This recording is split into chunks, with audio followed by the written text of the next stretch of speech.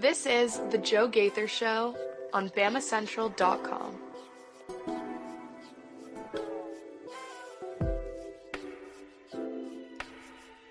Good afternoon, Tuscaloosa, Internet World, West Alabama, everybody who's watching the Joe Gaither Show right here on BamaCentral, BamaCentral.com. Of course, I am Joe Gaither. You are the listener, the viewer.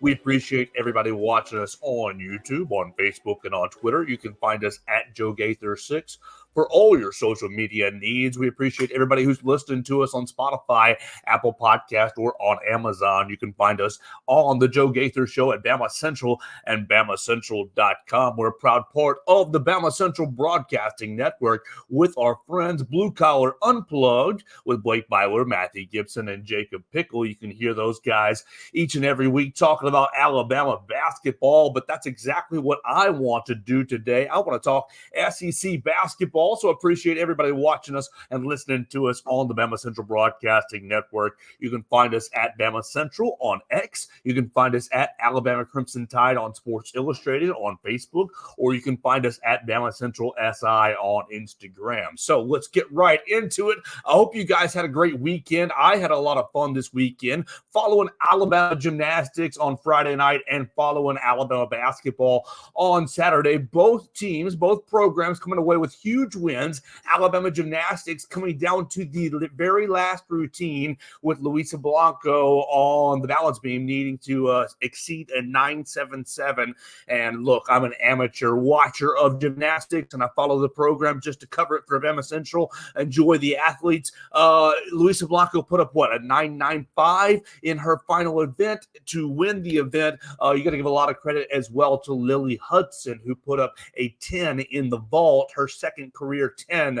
You can read about that on Bama Central and BamaCentral.com. The Alabama gymnastics teams going into Florida and defeating Florida, the defending SEC champions, on Friday night with a pair of with a lot of great routines, and Luisa Blanco winning the all-around with 39 and change, a very, very high score for the super senior. So great. You got to give a lot of credit to the Alabama gymnastics teams for their performance on Friday night, their first SEC road event of the year, and coming away with a win. So good for them. They're going to compete on Friday again in Coleman Coliseum against Kentucky. You guys will be able to see that if you are in the area coming into town on Friday to watch Alabama gymnastics continue their great season. This gymnastics team, I don't know. I mean, again, like I said, amateur watcher, but they are highly, highly competitive, putting up a lot of great scores already through the early part of the year.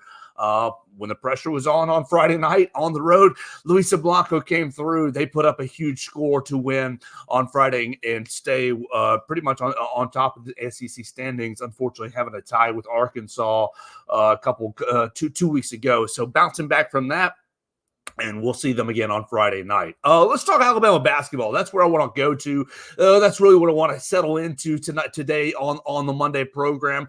You can chime in on the show in the comment section at Joe Gaither6 on Facebook or on Twitter or on YouTube.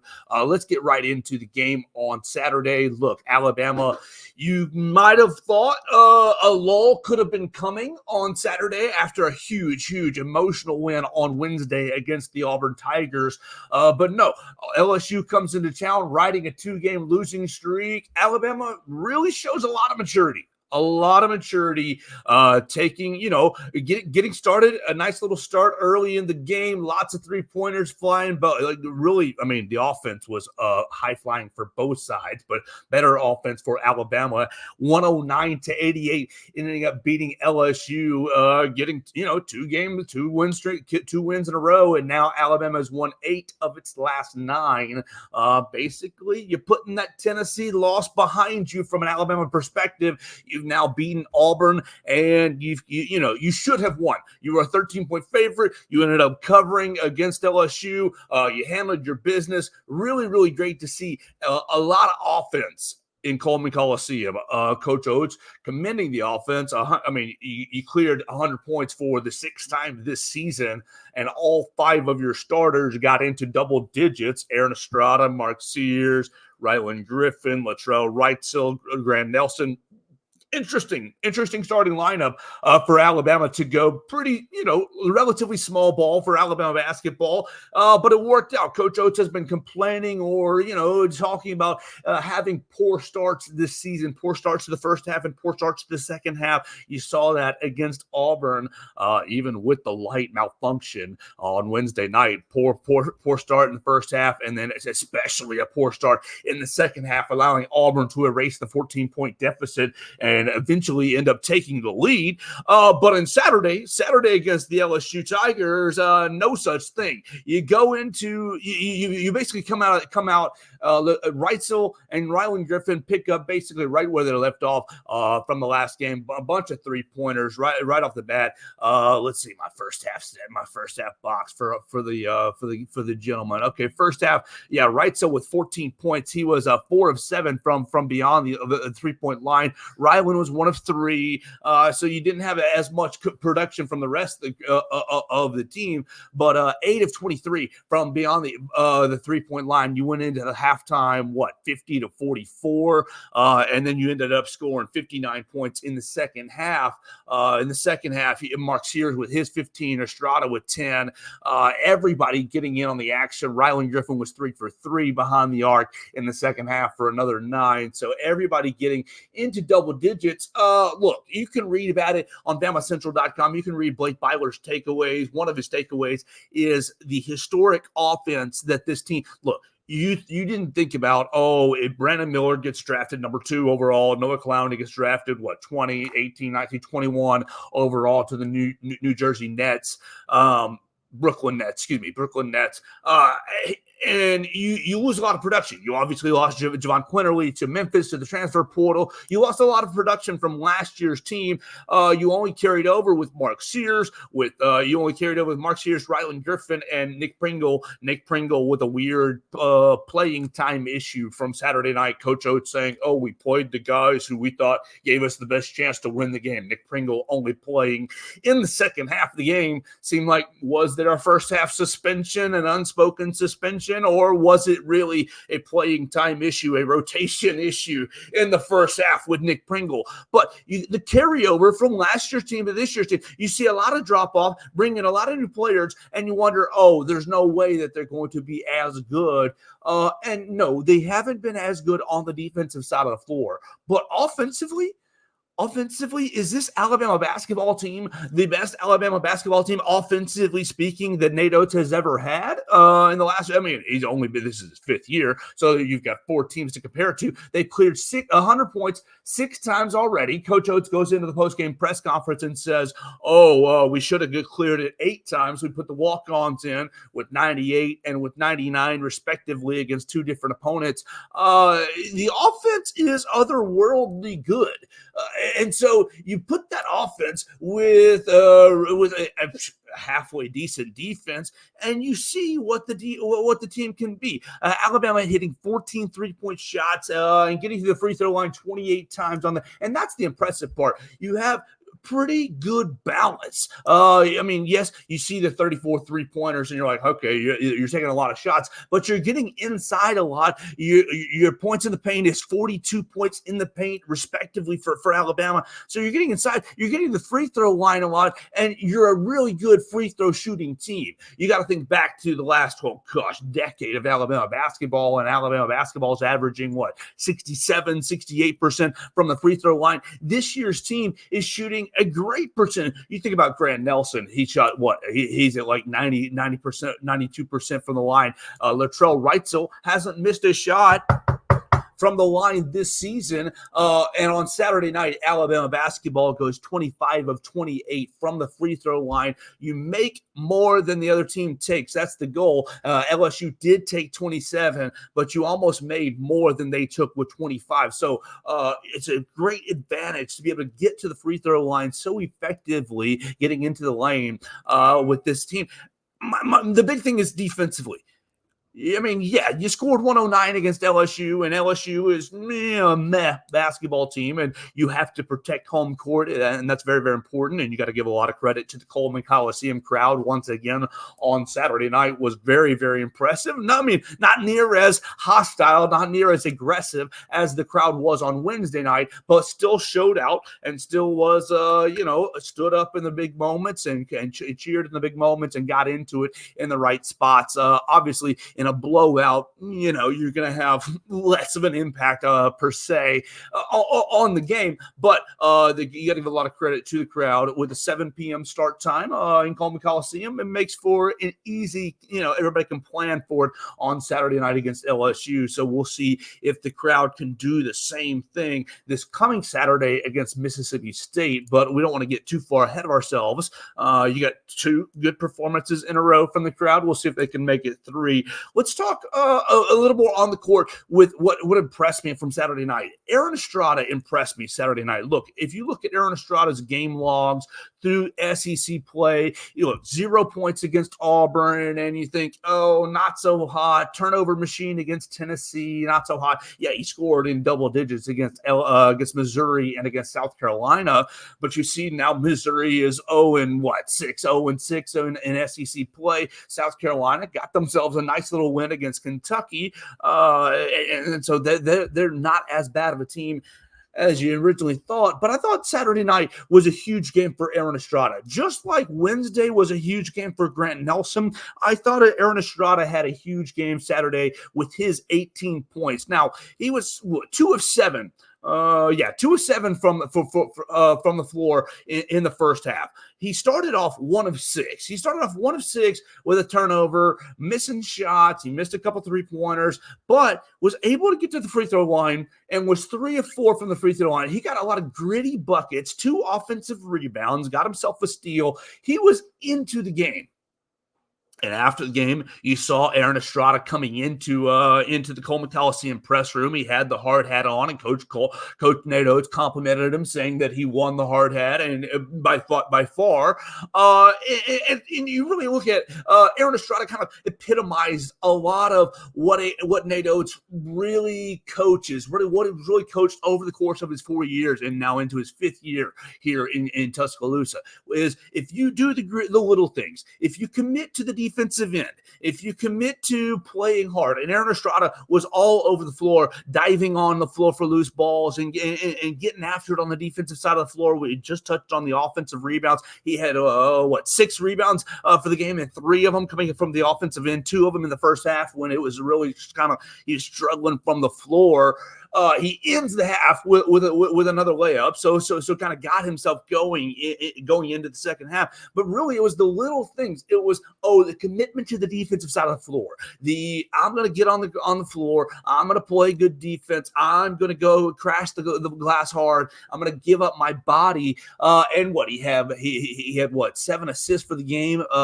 Is that what I have right? Yeah, 7 assists for the game, and 5 of them coming in the first half. When he realizes, okay, my shot may not be as effective. He was 1 of 6. He started 1 of 6. Oh, my shot may not be as effective, but I'm going to go get my teammates the ball into positive areas. And so I really want to give a big shout out to Aaron Estrada. Now he goes into the second half and scores himself 10 points in the second half and shot 4 of 7 from the floor. So much higher, 4 of 6, from the floor. So a much higher field goal percentage. His shot was falling much better for him.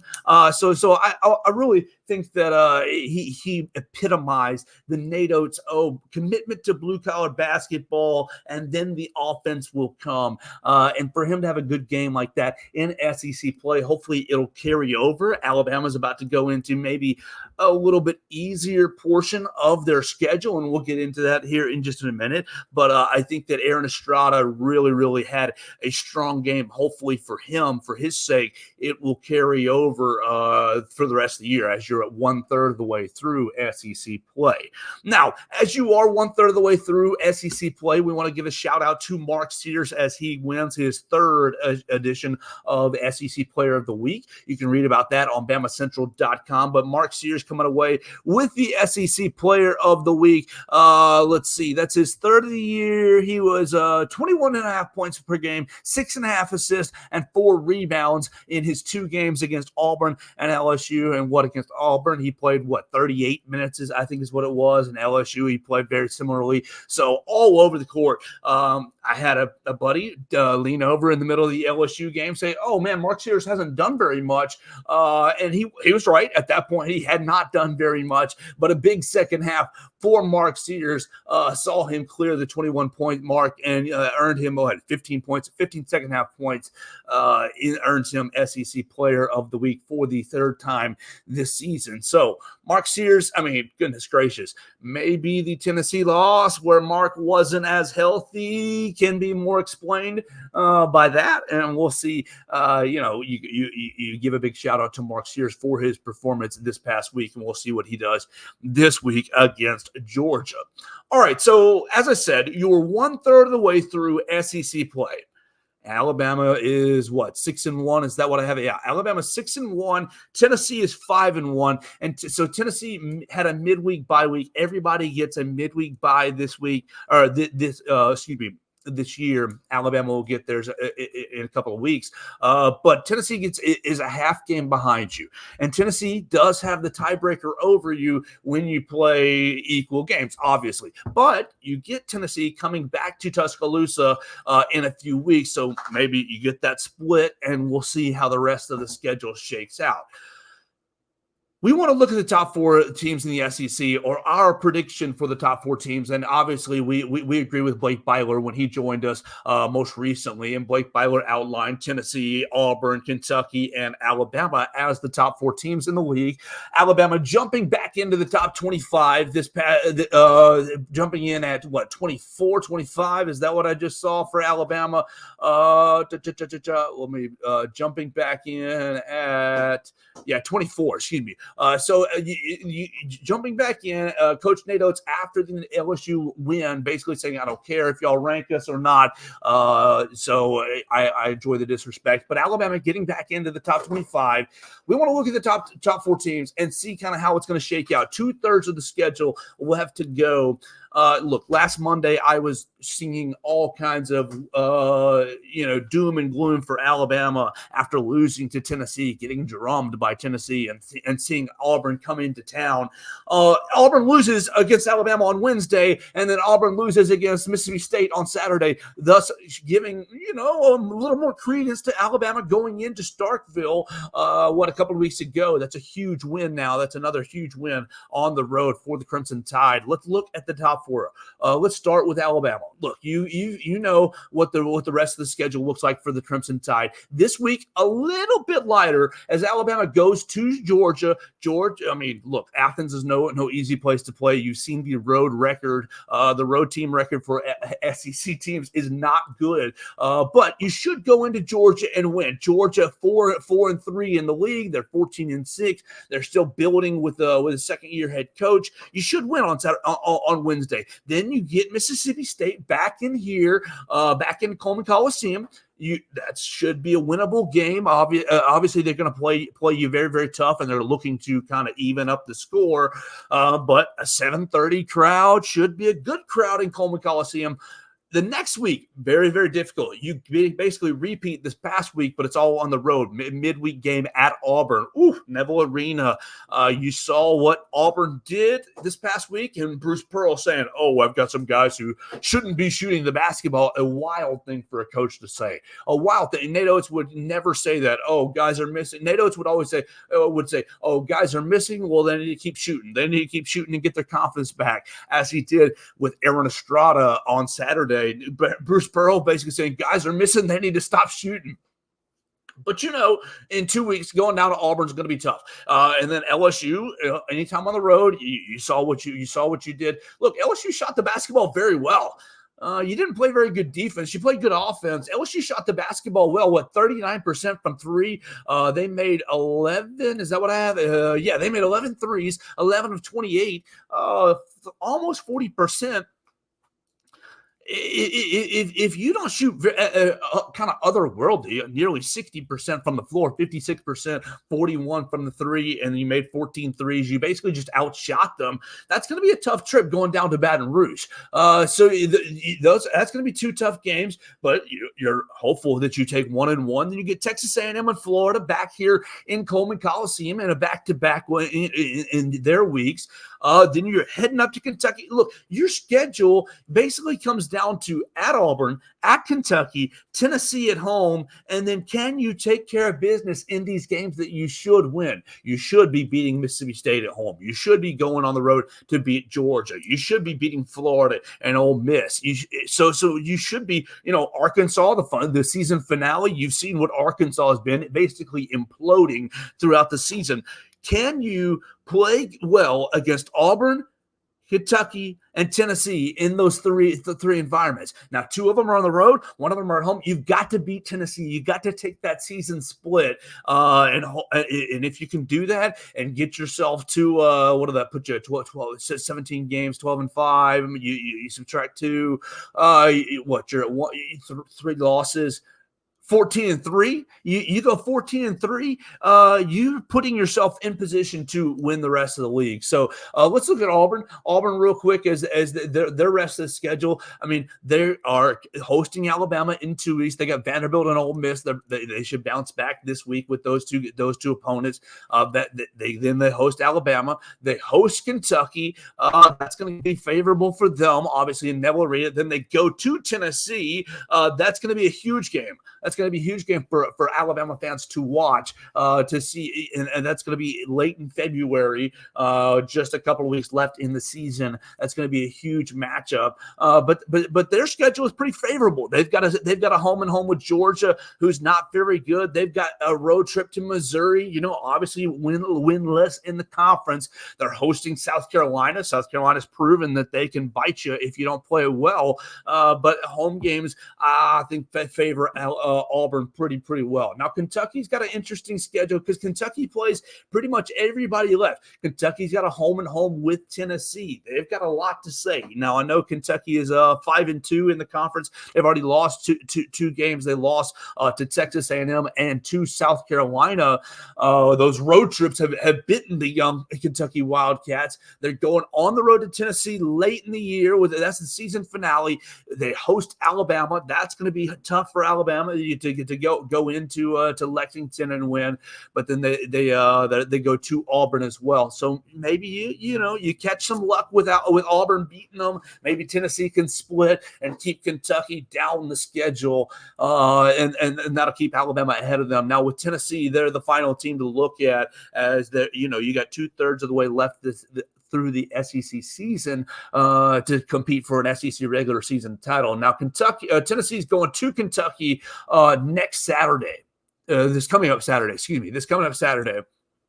And that's going to be a huge game to watch. If Kentucky can win and put Tennessee down a little bit. Look, Vanderbilt almost got Tennessee this past weekend. That'd be huge for Alabama's hopes to win the regular season. If Tennessee goes to Kentucky and loses, and Tennessee goes to A&M. That's not going to be an easy place to play. They go to Arkansas. That should be a win. They've got Vanderbilt at home. Should be a win. Missouri on the road should be a win. They got A&M at home. Then they're playing Auburn at home. That's going to be a toss-up, but you've seen Auburn, how they've played on the road. That probably favors Tennessee. Then they go to Alabama. That's going to be that might be for your conference championship. Your first Saturday in March, right? First Saturday in March, March 2nd. That might be for your conference championship, and then Tennessee rounds it out with a home matchup with Kentucky. So you standard. Alabama's standing pretty well in the first third of the conference schedule, and the schedule kind of breaks your way. but there's still a lot of great matchups to be played, and we'll see how Alabama handles things. The first thing for Alabama is they got to go over to Athens on Wednesday and take on Georgia and handle their business. I think that they will end up doing that. The other thing that we're going to look at for BamaCentral.com this week is the Senior Bowl. The Senior Bowl down in Mobile. Obviously, the game is on Saturday, and there will be less focus on the game, but you'll see a bunch of Alabama players down at the Senior Bowl. Chris Braswell, Will Reichert, and the like. Justin Boyd they'll be down there trying to get noticed by scouts, and we'll follow that for BamaCentral.com. Look, if you want to guys connect with me, you can at Joe Gaither 6 on all the social media machines. We're going to follow Alabama basketball's trip to Athens. Blake Byler will be over there for us at BamaCentral.com. He's going to drive over to Stegman Coliseum and see how Alabama plays on the road. And then we'll be here on Saturday as Alabama plays Mississippi State 7:30 in Coleman Coliseum. There's going to be a crew of us covering Alabama and Mississippi State as well on Saturday. If you guys watched the NFC and AFC championships, you saw Jahmyr Gibbs and Jamison Williams both score for the Detroit Lions, but the Lions lost, and then you saw for the Ravens lost as well to the Kansas City Chiefs. So what does that put you for Alabama players? Campbell Atu plays for the 49ers, but he is on IR.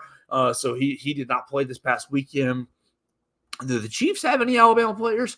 Who do the Chiefs have? I don't think they have any Alabama players on their roster at the moment. They had Garrett Dieter for quite some time, but he now does local radio for Kansas City. We'll kind of pay attention to the Super Bowl, but I'll be honest with you. I was unplugged from the NFL yesterday. I did not watch a whole lot of conference championship action. I'm going to get ready for I'm really diving into, as you can tell, SEC basketball. Mark Sears is putting on an SEC Player of the Year type performance through the first third of the season. You've seen him with Dalton Connect, Tennessee's really good wing player. Those two players probably neck and neck right now for SEC Player of the Year. I think with Mark Sears getting his third SEC Player of the Week award, that gives him a little bit of a leg up on Dalton Connect. We'll see how the two guys go neck and neck the rest of the year, and obviously when they go head to head right here in Coleman Coliseum, right down the road from us, later on in the year, that'll be the first Saturday in March. That'll be really exciting to see those two players go head to head, because it might be for a SEC regular season championship as well.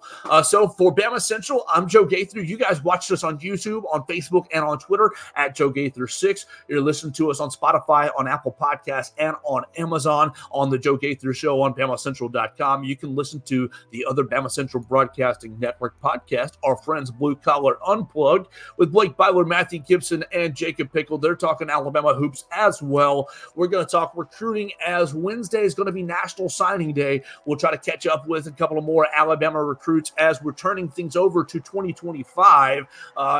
Look, Kalen DeBoer and them boys have been all over the Southeast. You can read about that on BamaCentrals.com's the latest recruiting roundup. Wednesday, National Signing Day, the final days for the 2024s. I think we're going to see Ryan Williams still sign on Friday, not on Wednesday. What's that? That's next Wednesday, right? Yeah, next Wednesday. So we'll see Ryan Williams still sign next Friday, but we'll start turning things over to 2025 on the program and on the calendar with you guys right here on the Joe Gaither Show on Bama Central and BamaCentral.com. So for you guys, the listener, the viewer, I appreciate y'all so much. I hope y'all have a great Monday. We'll be back again tomorrow with another edition of the Joe Gaither Show on Bama Central and BamaCentral.com. Thanks for joining us on today's edition of the Joe Gaither Show on Bama Central. Keep up with Joe on all his social media pages at Joe Gaither 6. Subscribe, rate, and review the show on Spotify and Apple Podcasts, and be sure to read us daily at BamaCentral.com.